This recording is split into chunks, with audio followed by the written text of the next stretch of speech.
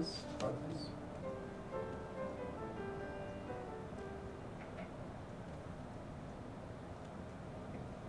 Welcome to the college's Family and Parent Webcast. I'm College Dean Paul Snigowski, and I'm joined here by some colleagues, faculty, and staff from the college. And in a moment, we'll answer your questions and have a conversation together about the questions that you've raised. Before we do that, before we have introductions and questions, I'd like to just mention a few dates and sort of parameters going on for you. Advanced registration is going on right now, so if you family members haven't heard about that from your student, you might want to ask them about it. It runs until November 10th.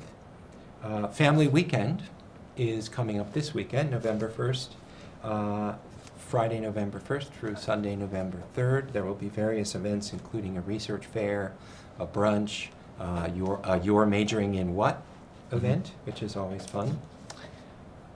The withdraw deadline to withdraw from a course is Monday, November 4th. That's coming up.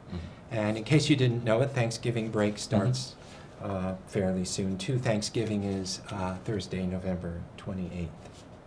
The last day of class of the fall semester is December 9th, which will be followed by final exams, which carry on for some reading days, and final exams, which carry on for some time after that. Well, on to introductions, and we'll start on my right here. Hi, my name is Janet Tai. I am the Dean of First Year Students and the Director of Academic Advising in the college.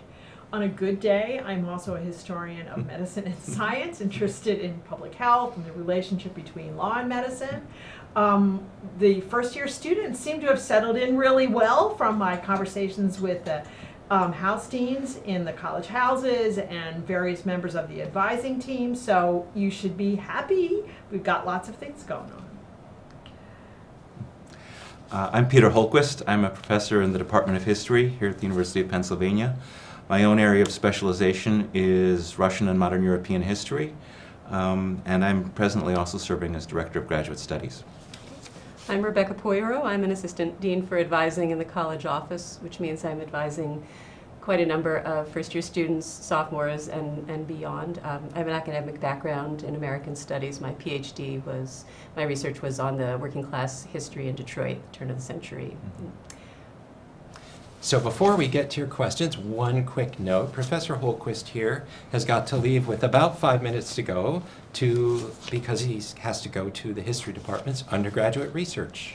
It's an undergraduate course fair. Undergraduate course fair. Students have advanced registration. We want to tell them what courses are available in history. Yeah. And just in case you don't know, advanced registration is what they did in the summer. So students get to look at the courses for the spring semester, figure out what looks good to them, make what we call mock schedules and fit things together, talk to their pre-major advisor, and then put their requests into the system. And sometime in mid-November, like around the 19th, it's going to all come back to them. They'll see what they got. And then we have a nice long period to add and change your schedule all the way into January. And they must talk to their undergraduate pre-major advisor because there's a hold on their advanced registration until they have done so. And then the pre-major advisor will remove that hold. So, on to questions. Well, one question is, what kind of courses might you recommend to somebody in their first years looking for history courses, ways to look through the offerings of the department? Well, we've just restructured our undergraduate offerings and numberings, so we've numbered the courses so that students know what level of specialization and preparation they'll need to go in. We've got a reputation as a department for being very committed to undergraduate teaching. I think one of the areas that I think faculty really enjoy, and we've had good experience with students, especially our undergraduate and first year students, is our seminar experience, where students get to work closely in a close 12 to 15 person class size, work with faculty. When we teach first year seminars, which we offer, they're structured differently than our regular research seminars. A research seminar usually meets once a week for 3 hours. In order to provide more hands-on guidance and prepare first-year students, when we offer first-year seminars, we usually structure them as meetings twice a week for an hour and a half. And I would add that if your student hasn't this semester been in a first-year seminar of one kind or another, really it's an excellent opportunity to try to look for one in the spring, and seminar courses in general during the rest of their years here. These are a real opportunity to have that close dialogue with other students and with a faculty member.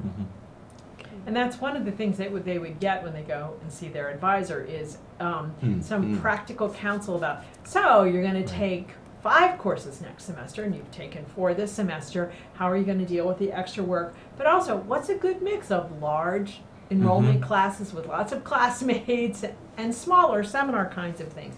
And it's almost always in the student's best interest to have a mix, and the way our curriculum is structured, you can have that mix across pretty much most departments. Exactly. Yeah.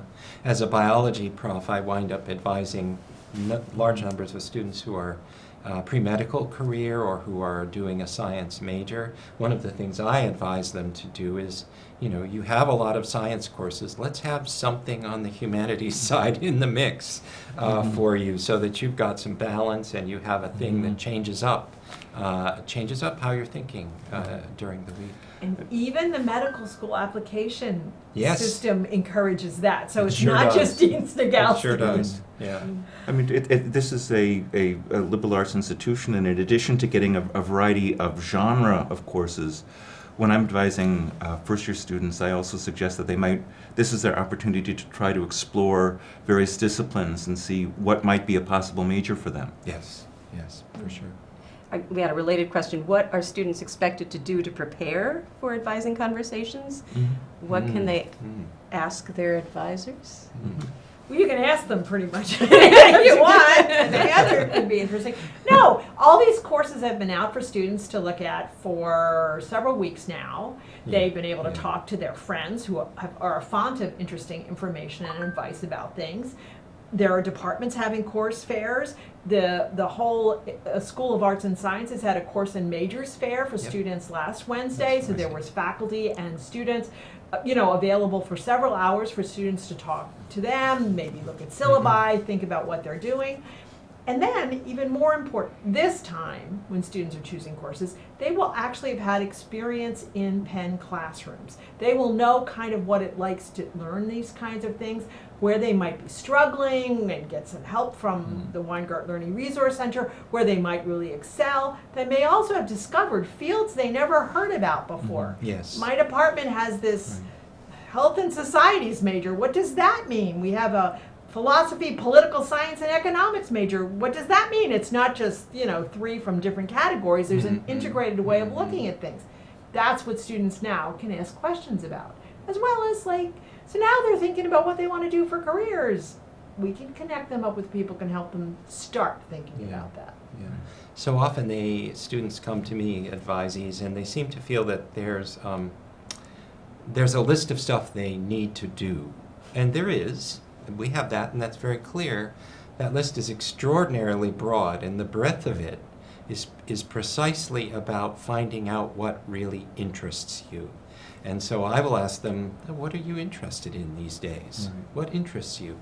There may be things you think your family or that you think you should do, but what interests you? What interests you, and how can we explore that in the courses that you take? Related, people have been asking about the major declaration. When do students declare their majors? How does this happen? And what kind of major advising in general, do students get once they declare a major? I can speak for my own department. I'd be interested in hearing how it The works others do. in other departments. So students usually in their second year, earlier or later in the second year, depending on whether they've hit upon exactly something that they know they're interested in or not.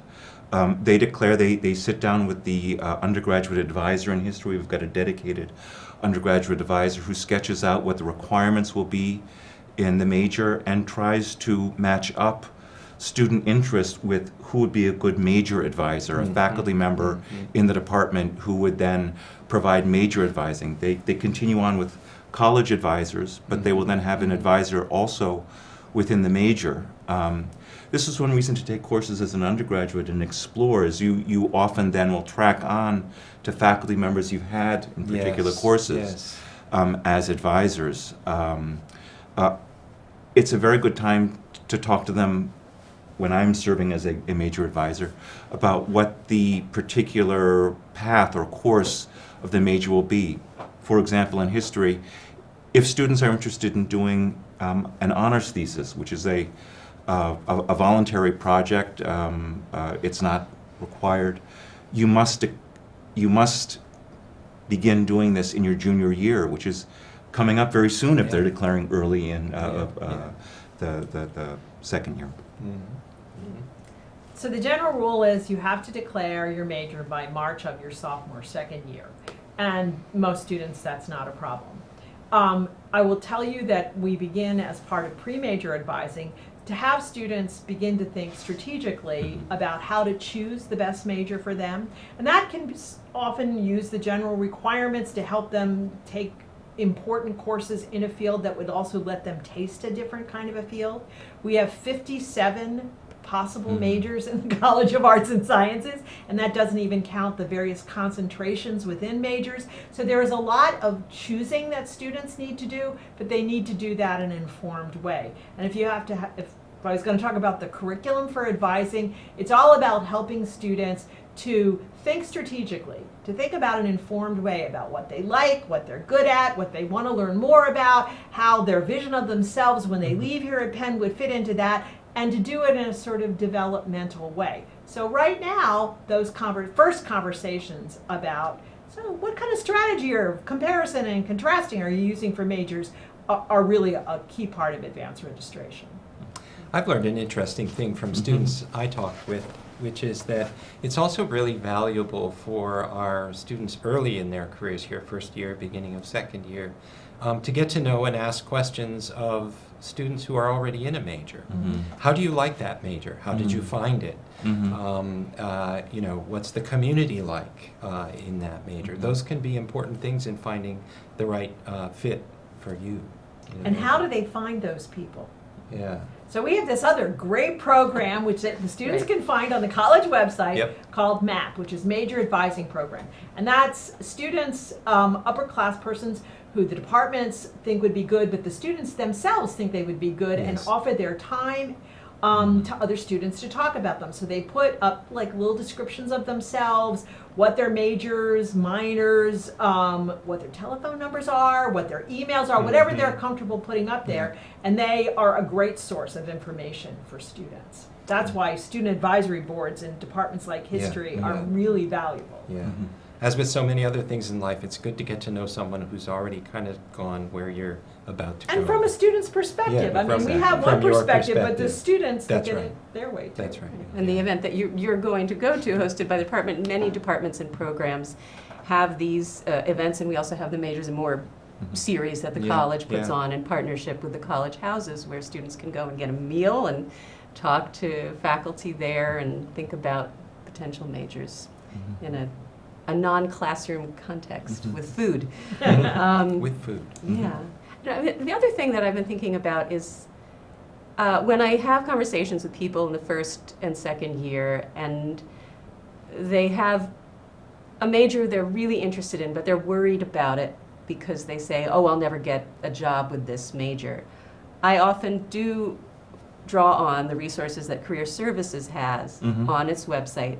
And they have, under the Exploration tab there, a lot of information about where people have gone, the vast array of careers that people have gone to for every single major. And they also have career exploration within interest areas and careers that people can look at, and they have assessments. So if a person is really worried that being major X will mean that they can't do career Y, I think that there's a lot of information just on the website and also in talking with people at Career Services that can help allay that fear, and then let the student get freed up to do what they're really intellectually curious about, because that's what's going to, have them do their best work, Mhm. and then be able to go in whatever direction Yeah. they Mhm. want Yeah. for a career. I can't resist two more Mhm. comments. One is that whatever major Mhm. you take in the college, there is this thing called the general requirement, the 7 sectors and the foundational requirements. And those are going to set you up with skills that we know from talking with employers and talking with our Mhm. former students who've gone out on the job market, suit you to a wide array of potential careers. You learn how to write, how to calculate, how to have a meaningful dialogue with people. You learn cross-cultural kinds of things. You learn this array of skills that we hear from employers and from our former students are extremely valuable. Mhm. The second thing I want to say, though, is that, you know, even we who work in this business are not immune sometimes to the worry about the majors Right. our children are doing. And I'll tell a story on my daughter, which has advance approval. When she was in college, she's done now, my wife and I were driving around, and I said, well, what's Emma going to do as a major? And my wife said, French. And before I could stop myself, I said, what's she going to do with that? So it happens to us, too. As it happens, she's working in New York City and doing quite well, thank you. So there you go. And she was a French major. Yes, and she was a French major. Right. Great. Okay, how typical is it for a first-year student in their enthusiasm to jump into too many extracurricular activities only to find out they're in over their head? And what can you do about it? Jump into fewer extracurricular activities. Well, Janet.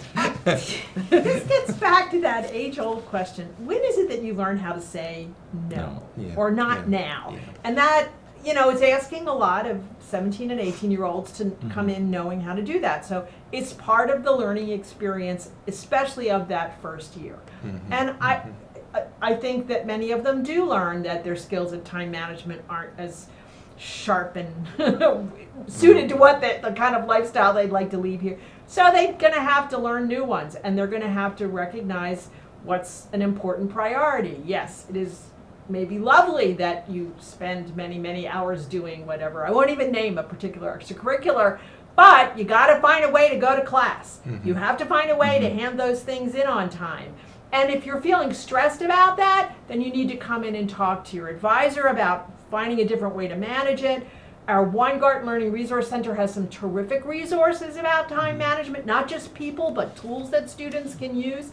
But all of this is about the students saying, okay, wait a minute. There's only 24 hours in a day, and I can't fly. And that's a really hard thing sometimes for them to learn. Yeah. They're addressing in their first year a good deal of changes. So first, it's the life skill of learning how much is too much. Right. It's also a very different. I too have 2 children who are navigating college. A different sort of time ebb and flow, and a different Yes. question of time management Yes. in terms of what university coursework is like, as opposed to Yeah. a very structured format in high school. And in some ways, doing extracurricular activities in moderation It's a good thing. is a Yes. good thing in terms of providing structure to your time. Yes. Absolutely. Yes. I mean, you face these 2 dilemmas. You don't want them overdoing it, Yeah.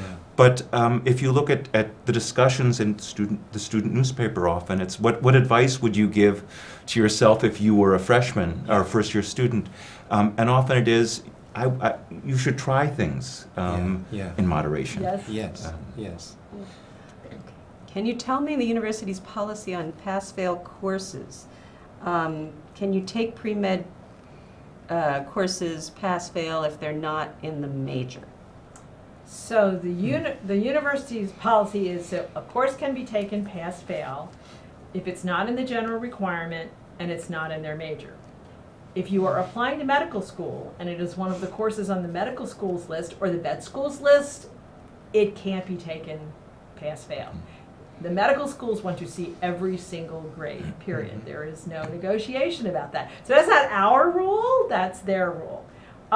If in fact you're having, your student is having this conversation in their head or with you about pass-fail, tell them to come in and talk to their pre-major advisor at the college office, because usually there's something underneath that conversation. They're going to try to use the pass-fail to solve a problem that might be better solved another way, like going to talk to the teaching assistant or figuring out why that exam didn't go the way you wanted it by actually, you know, deconstructing that exam with someone. Those things are all available, maybe even getting some tutoring if you need it. But the pass-fail is rarely a solution to the problem, other than I want to explore something I don't know if I'm really interested in, and it looks exciting, but it's a little scary to me. So That's it's right. an exploration. That's the real intention of That's pass-fail on our part, is to get you into things that you might otherwise be a little reluctant to get into as a student, with the minimum of risk. And it's about interest. And it's yes. about interest and Also, curiosity. the deadline has passed, so Yeah. this semester that discussion's over with. All right. But they might be thinking about it in terms of advanced planning. That's Yeah, right, exactly right. Yeah. Okay. What kinds of opportunities are there for first-year students to do summer research? Ooh, Ooh. talk about it. Okay. So, big excitement. The university has, through the Center for Undergraduate Research and Fellowships, also known as CURF, we're big on acronyms here, we have a program called PERM. And it's the Penn. Undergraduate Research and Mentorship. Is that right? Exactly Yeah, right, that's it's PERM. perfect. Announcement, and so what PERM is a program through CURF where faculty put in research ideas, research proposals that they would like to bring undergraduate researchers in on. And the focus is on first-year students and the summer after the first year. And announcements for these go out in February, I think. Is it February of each So the year? announcements goes out to faculty before that, so Yeah. it's around February. Yeah, and so it hits for students in February, and I've been telling students in the class I'm teaching, watch out for PERM. PERM's going to come. There will be opportunities for paid internships with, research internships with faculty in the summer. So there's that. That's a program. There's another program that's not easily pronounced, GFRMR. That's through CURF. I forget what that one stands for, but that's also a sponsored internship program through CURF. And more generally, even if you don't find or are not interested in opportunities through CURF, the university is full of faculty who do research with students. And if you are interested in something, if you've taken a course with somebody or you've read their work, faculty love it when students come to them and say, I'm really interested in, genuinely, I'm really interested in your work.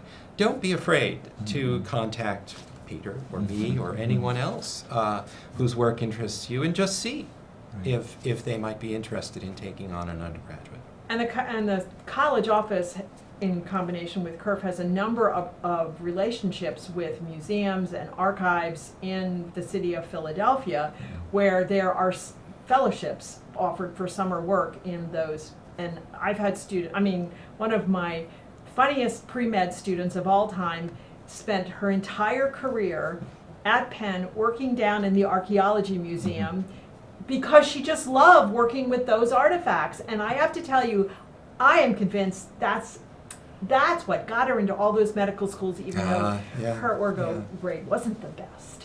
But she just was so excited about this, and it was a good balance, and she could talk about how the science worked very well with what she was trying to do in preserving an object. Yeah, that interest comes through. Absolutely. Yeah. Have you ever brought undergraduates in to work on a project with you, or does it tend to be more graduate students? Or Undergraduates, yes. I do Russian history, and so it would require, for primary work, work with Russian. Although I had a student work with me one summer, working with the materials of the British press in the 1870s on various international diplomatic congresses, and the student then went on and did master's work in international relations, so it was directly applicable. right. But you can see all this cross-disciplinary lines. This is what the School of Arts and Sciences does so well. Students aren't defined by what they major in. They are encouraged to have interest in a very broad kind of way, and opportunities in all of those places. Yeah. It's a big place, and there are lots of opportunities. One thing I will say is that, as a student here, you're not going to be walking across College Green and a faculty member is going to grab you and say, I want to be your research mentor. No, that'd be a little creepy, in fact. So it's on you to reach out, explain that you're interested in things, reach out to faculty. And if you're not sure how to write an email to a faculty member, ask your college advisor.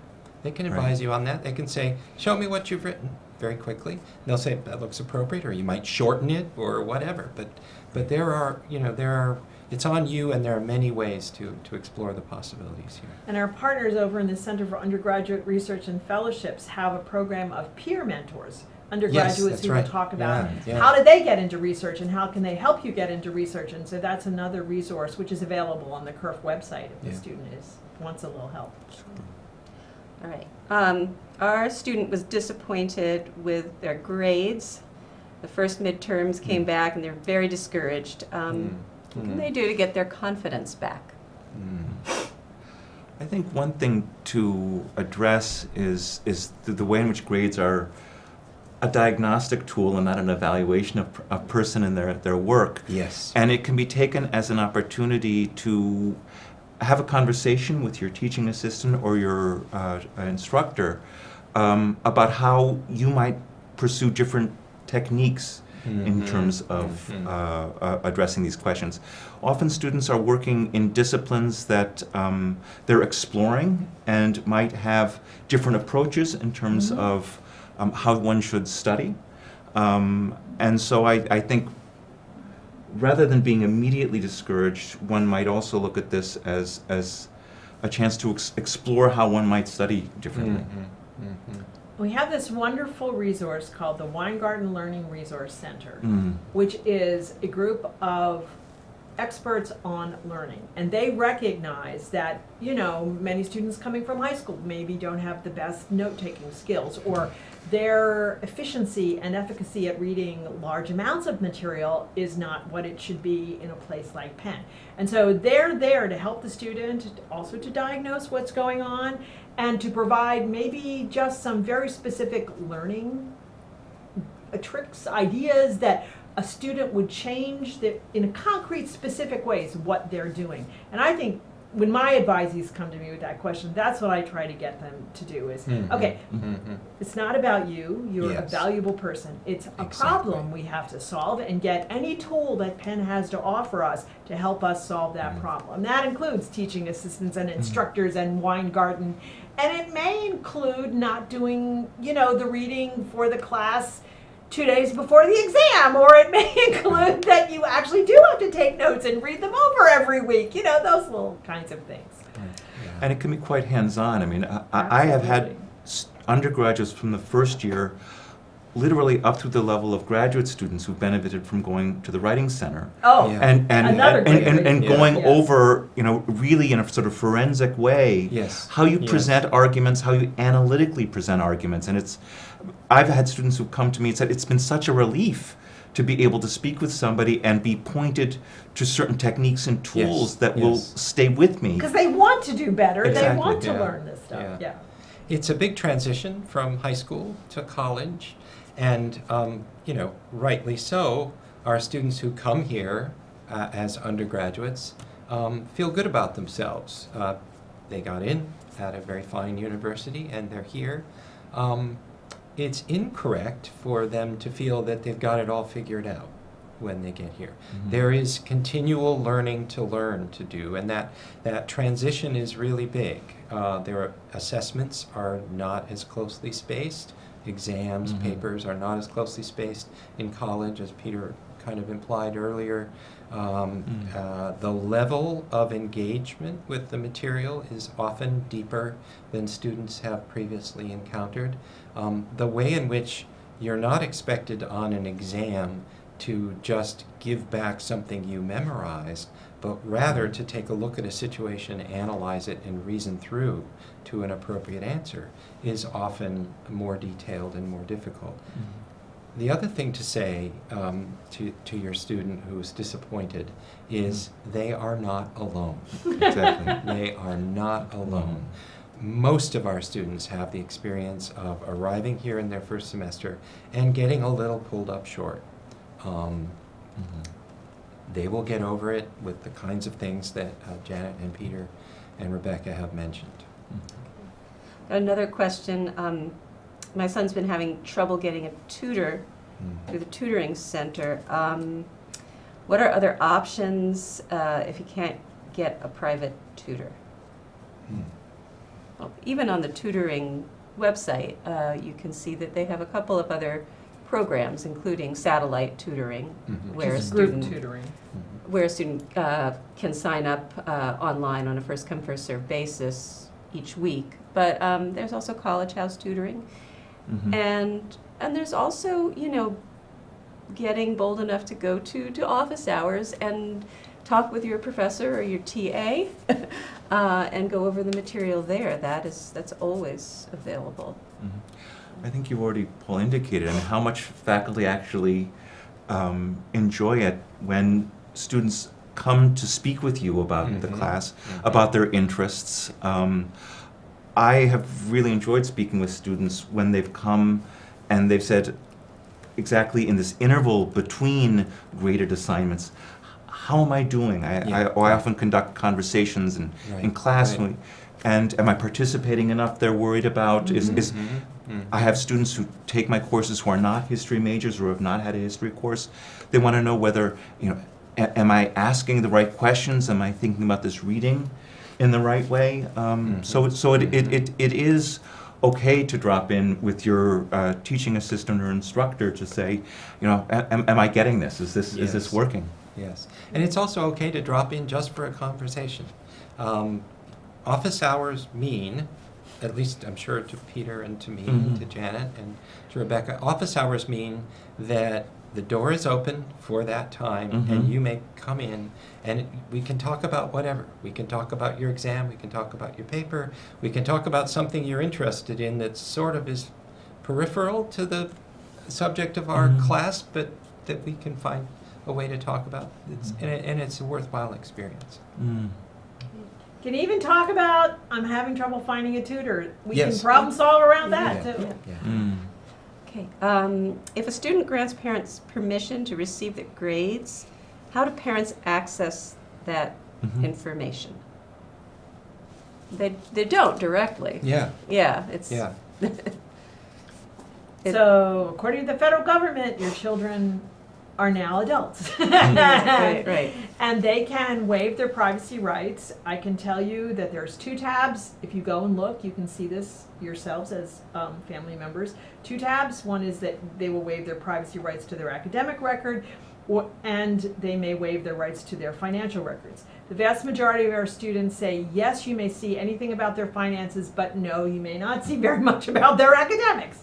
You and your child need to have that conversation, or you and your adult, I should say, need to have that conversation. And I always think it's better, and quite frankly, this is how it worked when my sons were here. It's up to them to decide, and they were the source by which I got information. And I did not peek. I'm worried my child is isolated and not making friends with his roommates. What would you suggest for making friends outside the dorm? Well, I mean, here's where extracurricular activities, Definitely. if done in moderation, are a real opportunity. There's a wide spectrum and plethora of things, from intramural sports to reading societies to singing societies to acting societies that students can pursue. Volunteer work, all kinds of Volunteer work in the West Philly school system. I mean, in a sense, being one's roommate is an arbitrary Yes. luck of the draw, and it can work out or it cannot work out. That is then something that can be worked on, but one hasn't exhausted the universe of possible connections and possible friends simply by the universe of people you've been put into a room with. Or on a hall with. Exactly. Yeah.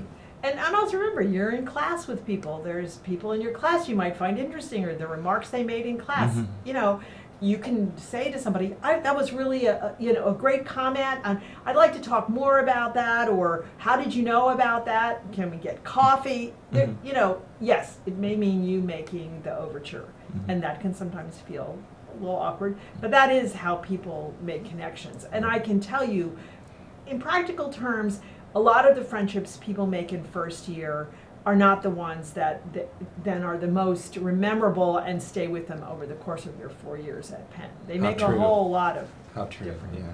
connections. All right, here's one about Thanksgiving break. We aren't able to fly our son home for Thanksgiving break. What happens on breaks for students in the houses? Well, our college housing system takes this very seriously. So many of the houses have their own sort of Thanksgiving feasts in the houses. Many of the faculty and staff who are around locally and would like to invite people to come and enjoy it with their families, that we have those lists and signups available. We have security in the houses, so when the students are here during break, they are, they're not alone.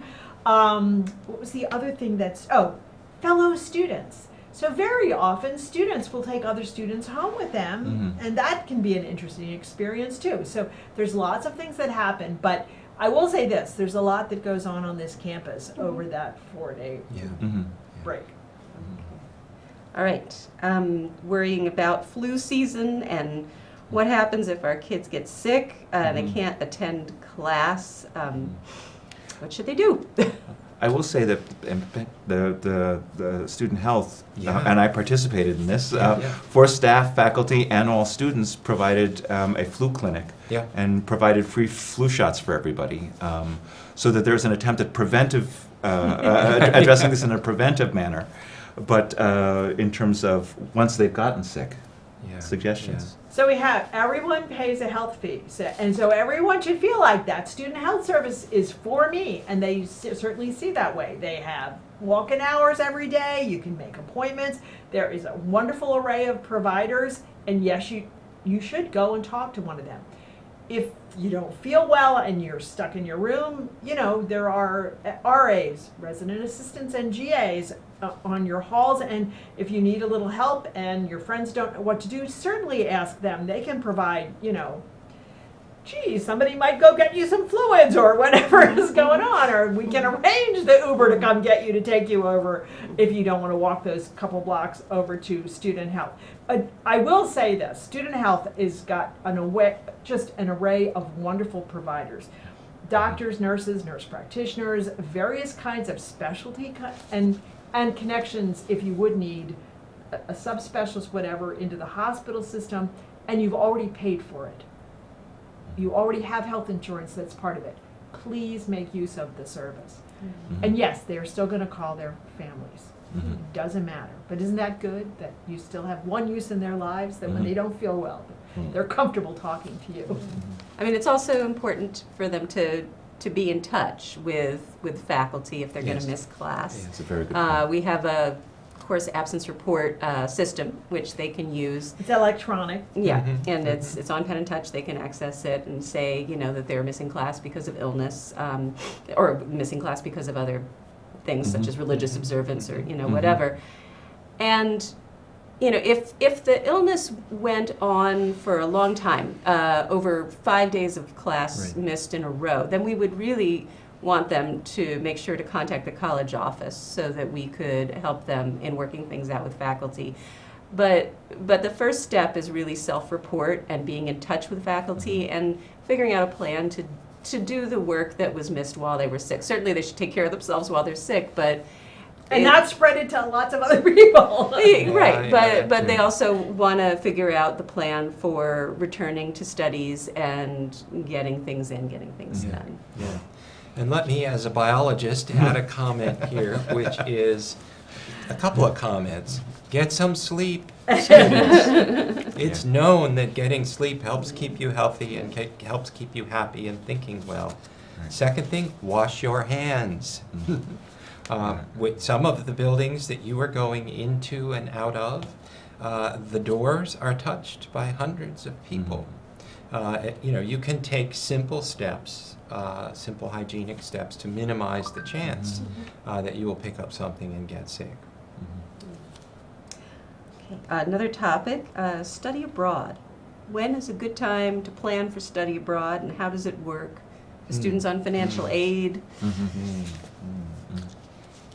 Well, study abroad, you should start talking about it as soon as you think you might be interested. In Yeah, fact, right, pre-major right. advisors will often ask a student about it, Are you even if the thinking about student it? hasn't Right, brought right. it up. We have a wonderful Penn Abroad office, which is a really very interesting website with lots of videos from students who've been abroad.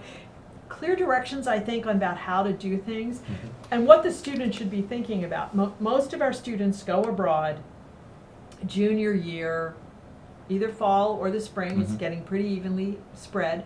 We even have a fairly large contingent that may go abroad in the fall of their senior year. Just depends on what else they want to do and how the planning works. That's what students need to figure out is, what is it that I want to go abroad and do? Many students, it's going abroad because it enriches their major in some way. Sometimes it might be a minor, particularly if that is, or a second major, which if it's a language and they really want to improve their language skills. Sometimes it's about a special interest that they've developed, and this abroad experience can enrich that. And then it's a question of how can they get the other things they need to get done. It's just about planning. And we have, around 300 students who go abroad every year. It's a lot of students, and they have had an array of experiences. We also have some summer experiences, both internships abroad as well as studying abroad experiences. Again, what suits a student's schedule, their intellectual interests. Financial aid, it should not, your finances going abroad to a Penn program is the same as if you were here, so that your financial aid applies to that. If where you're going there is an increased cost of living kinds of costs, there are adjusting financial aid packages to deal with that. There may be other costs that it's worth looking into, but Penn Abroad is trying to be very transparent about extra travel costs or visa costs, things like that.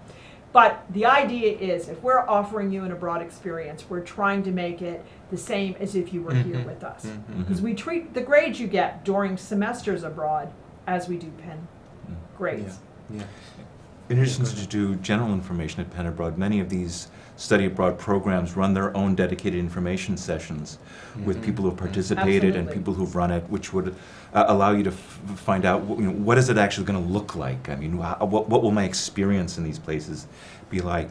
I'd also want to underscore what Janet said in terms of planning and speaking with advisors, both college advisors and major advisors, in terms of how you can syncopate your leave with the requirements that you'll have. It can often be done, but Easily done, actually. But Many one- departments like yours are very open to going abroad. yes, very much. But you need to look ahead, and Yeah. there is the chance. In particular, I advise, as I said before, pre-med students, and there's a certain amount of stuff you got to get through to position yourself to apply to medical school. And you need to look ahead and make sure that if you're going to be gone for part of your junior year, that you're able to take the courses that you're going to need, either most likely here or abroad. Although, it's one of the things I very much like about the biology website is they put together a page where they make suggestions of programs where you could do Yes, some of yeah. the science courses abroad. Right, right. Usually in programs where the language of instruction is English, English, but yeah. it's the word on the street. If students say, "Oh no, I'm a science major, I'm pre-med, I can't go abroad," that's No, not true. That's not true. Not true, That's not true. So Yeah. sometimes it's about finding a place to do those courses abroad, or sometimes it's planning so that when you go, you're doing electives and other part of your curriculum. And that's also Peter's point. Go talk to your major advisor. Oftentimes departments and programs they really like, and they, and there's a real good reason Yeah. it fits with what they want to get Exactly. done. Exactly. Okay, here's another question. What are SAIL courses? My daughter was trying to explain this to me. Stands for Structured Active In-Class Learning. And the idea here is to get away from the traditional stand and deliver lecture format, which I'm sure all of us have taught in and which can be very effective, stand and deliver lecture format. But we also know that for many subjects, and in particular I think for subjects in the science, technology, and math fields, a format that in which the instructor mixes up what's going on in the classroom. Often in a SAIL classroom, you'll have individual tables with 8 to 10 students at them. There'll be a little period of lecture, and then there'll be something that the students need to work on, some structured activity in the context of the lecture period itself, and then the classroom will return to that. There might be discussion between the tables or between the instructor and the tables. The idea here, all learning is active. Let's not get that part wrong. I mean, if you're going to learn, your brain has to be active. But it puts more emphasis on active participation by students in the classroom, and we do have evidence that this can make a difference in certain kinds of classes in the performance of students and what they learn. Active participation and collaborative work among Right. students, right? Right. And there are dedicated classrooms that Yes. are designed to maximize the Yep. capacities to do this. We have several such classrooms now on campus. Although I'm a historian, so I'll put this out there. I actually think many times a seminar is a SAIL course that nobody put a label on. Well, I There's couldn't a agree lot more. of interaction going on. It I is, couldn't agree more. and it's just in a regular classroom where you've Yeah. created that kind of environment. Yeah. SAIL classes often will be larger than a seminar. I'm teaching one that's kind of in a SAIL format right now, and it's 70 students, and we do a lot of what I just described in that classroom. So I got one question from a parent who said that their student had had accommodations in high school, but hadn't reached out to get them in college, and they were worried that things weren't going to go so well. And what could we do to help? Well, Well, the student could come into the college office, make an appointment with someone, and we could certainly get them connected with the part of the Weingart Learning Resource Center, which is the Student Disability Services Team, which is just phenomenally good at helping students figure out what accommodation they had in high school, what exactly is the learning difference they have, and how it might work here, and then communicating, because they have a great structured communication system with instructors to put that in place. So I'm assuming all of you have received letters from the I just want to say the Student Disability Services is amazing. It's a really structured institution that reaches out and has got mechanisms. yes. So Yes. it's not people falling through the cracks. That there's a real structure and mechanism that makes it both easy to submit requests and have accommodations met, and works very closely with the instructors. It's I can't sing its And you don't praises have highly to know all the details, it's just No. what can I do No. to make the student's learning experience Experience. better, and Right. so they shouldn't be afraid of it. It's a really good No, team, and no. they're very approachable. Yeah. And And- again, it's online, you and- can and- find it. And it's a very common experience. I mean, Oh, it's, sure, it's, sure, it is, Yeah. very many students are participating in this, and it's something that we as faculty deal with all the We time. do. Yeah. All the time. Yeah. Well, and I think, I often hate to say the actual name of the office, because I see them as learning differences, and Right, there's right. many Precisely. kinds of learning Yeah. differences. Yeah. Exactly. Yeah. But I do think that it's an interesting, issue that comes up when people are making the transition into college. They've had accommodations in high school, and they sometimes want to remake themselves and Yeah, do without, yeah. and it can be a struggle the first semester as they figure out what supports they want to access, need to access. And we're very willing to talk through it in advising. But sometimes it has to come from the students' experiences, and that can be hard.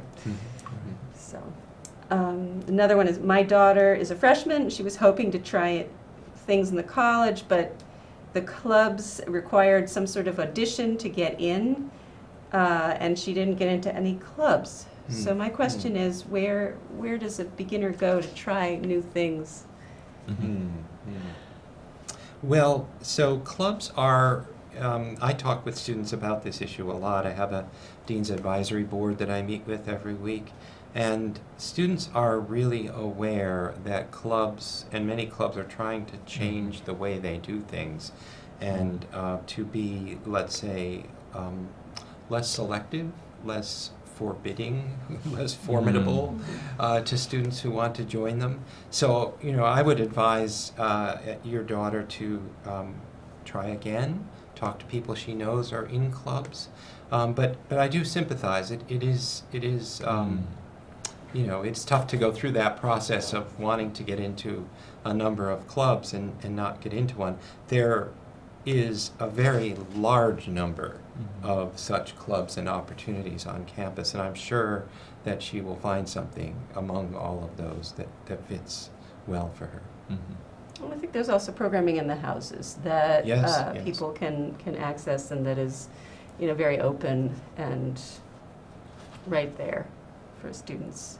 I haven't lived in a college house, so I don't know it up front, but Yes, there is programming in every house. Yeah. Each floor can have different kind of programming. But there is also all kinds of programming going on around the university, which is not based upon being a member of a club. Anything. And you should Right. feel like, okay, well, that route didn't work, let me try something else. Another question that came in is kind of, what does the end of the semester look like from here on out? What should the student expect to find, from here through finals? Okay. So, Get some sleep. Let me repeat that message first of all, and then I'll take a try at this question and Okay. pass it to my colleagues. My experience with my students is that they are kind of stunned by how quickly things seem to go at the end of the semester after the Thanksgiving break. And so, start thinking now about the end of the semester. Start doing routine work of reviewing things and so forth. I believe Janet earlier said something about not reading the textbook 2 days before, or the assignment, or whatever it is, 2 days before the exam. In other words, don't do what I did in a class I took when I was a college student and paid dearly for it. Read in advance, think in advance, stay organized, get some sleep, and expect sort of expect not with dread but with realism that things are going to get a little hairy at the end of the semester. Keep your cool, get some sleep, do your work well in advance. Any other advice? Well, there are bonuses to being at this part of the semester in that students will have known and become more familiar with the type of assignments that they're going to be getting. That's true. Because that's one of the difficult things that causes anxiety. Is you're discovering as the semester goes on what the expectations are and what is the genre of evaluation, and in a sense you're getting a hand on that now, and they're more comfortable. You will have reading days before exam. That is both an advantage and a drawback, because it can be a false friend. Exactly, in terms of thinking that I can catch up. I can get you up every. So I think the argument exactly to be prepared, and it is disorienting to have a Thanksgiving break where you're back home with family, to be thrown back into this very concentrated study and It's exam almost schedule. over then, Yeah. Yeah. It goes quickly. And final exams. So you need to get as much information from your instructors and TAs about the structure of the exam, what will be on the exam, all those kinds of things. But also there are all kinds of resources to help you if you've never had final exams or you're a little anxious about them. Once again, our friends in the Weingart Learning Resource Center, I think that even in college houses, there's a lot of effort put on how do you get yourself organized for your first set of exams, especially in the first year houses. Also, my friends in counseling and psychological services, this is a normal part of development. They are happy to talk through those kinds of anxieties and how do I make decisions about this, which I think is important. With final exams, preparation is but being a realist about your preparation. Yeah. Let me tell you something your family can do as a student, or you although and I families wanted can to do. Yeah, go interrupt ahead. because I think you had an Peter, we're engagement, getting the close to history. I want to make sure the students are able to understand what great courses we're offering in time for their advanced registration. So it's been a pleasure. Yeah, thank you, Peter. Thank Thanks you so all. much. Have fun. Okay. Thank you. Take care. Yeah. I think, Rebecca, are you going to Should stay there, or should will I you move over? scoot in? Yeah. I don't know what is the best way to do this. Okay, great. So, So I'll just add the one more thing I was going to add, which is something I often suggest to my Bio 102 students, which is, oh, you're going home. Explain how the kidney works to your mom or dad. Right? If you can explain something that you are supposed to have learned and explain it clearly and well to the wall, your friend, your mom or dad, The dog. your sister, some audience, it really puts you on the spot, and it's a great way to study. It's one of the things I know that Weingarten recommends is try to narrate this to somebody, try to explain it. right. And I think also one of the other things to think about as the term winds up is that there are long-term larger projects that will come due. Mm-hmm. And, you know, the tendency for some people can be to kind of push that to the end, but one of the most successful tactics for dealing with it would be to really chunk it up and to say, Yeah, okay, okay. what's the first part that I have to deal with? What's the second? And to make little mini goals so that that final paper, and you can do this with studying for, you know, all the material in a test Yeah, as well. I mean, if a student can create their own structure for those Yeah. long-term projects, that will set them in good stead. And that's the kind of thing that working with someone at Weingarten can help you do on an individual basis or in their workshops. They have some throughout the semester on, you know, managing projects, managing courses, and they'll have some during final exams as Yeah. well. I have students, my graduate students and undergraduates, who have a paper to write, come to me and say, I just can't, I don't know how to get started. And this relates to what Rebecca was saying. And so some of the advice I will give them is just start writing anything. Just anything. Just get something. Just get something going on the page, and then you have something to revise. So it doesn't have to be perfect. It never is from the start. Another little advanced registration question that came in. With respect to advanced registration, we realized last time that it's sometimes difficult to get into the classes you want, requirements, seminars. What's the best approach to getting into classes? Well, there are many choices, and so one of the good approaches is to not restrict yourself to, you know, a list of those things that you are just, you know, it's do or die, those things. There are many possibilities in probably every area of study that you might be interested in, and so take very seriously thinking through what your alternative possibilities might be in any given area. That certainly will help. There is also a little bit of shakeout that happens after advanced registration, and there can be opportunities to get into things that initially you didn't get into. Anything to add to that? Yes, your peers are your great source of Sure. information Yeah. about Yeah. how they think you can game the advanced registration system to get most of what you want. And there are simple rules like, well, you have primary and alternate requests, and if a course is a small enrollment and you really want it, say like a writing seminar, pick two and put them that way. I mean, but Alternatives. again, we get back to it depends. That answer where we always like to give. Sit down with someone and say, this is what I want to do, and if it's another student, I bet they can give you some interesting insights in how to make advisor in touch work or pen in touch work for the student. Also, your pre-major advisor could be able to help. Yeah. And also, And there's videos. Yeah. You got videos We got all about kinds this of thing. videos. Yeah. bear in mind also, this was certainly true in my case, going through college, there might be a course you didn't think you wanted that you wound up being in that really, really excited you. Be open to that. Right. I think we're almost done. Is there anything we want to close with? Just remind your students that onboarding sort of curriculum that advising set out called Compass is still open and available to them. Mhm. And through that, there is advice about these kinds of things like registration and understanding the difference between classes. So they can always go back and sort of recheck that stuff as well as the college website. And if they haven't talked to their pre-major advisor yet should do. about advanced registration, get in and do that so they can lift your hold. And we do have walk-in hours in the college office from 12 to 4 every business day. Thank you very much, and we want to wish you all a wonderful Thanksgiving holiday. And if you are here for the weekend, Family and Parents Weekend. We'll see you in person then. Thanks very much.